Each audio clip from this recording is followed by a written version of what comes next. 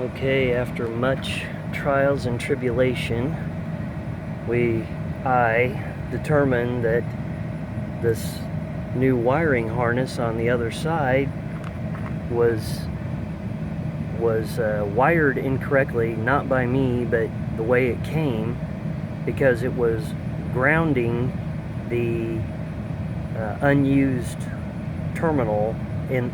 So in the resting state, the both terminals on the motor were being grounded instead of open, which is what the original circuitry was all about. So I went in, and it's kind of hard to see maybe, but I figured out I needed to cut the big black wire which was grounding the terminals, so it was creating a secondary loop through the motor itself to ground, and when you would activate the switch, it would just immediately pop the 15 amp fuse.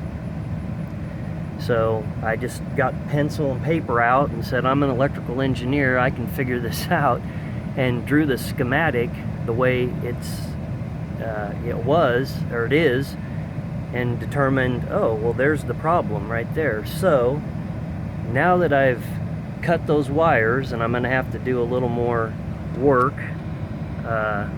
here's the end result with the new switch, or the new relays in. Now here we go.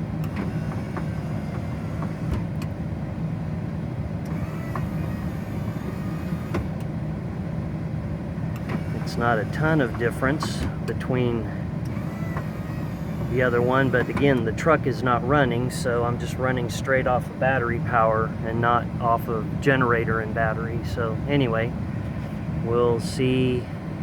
Now I know what I need to do. Now I just need to clean all this wiring up and do some other changes and now I can work on the driver's side, but I can button this one up.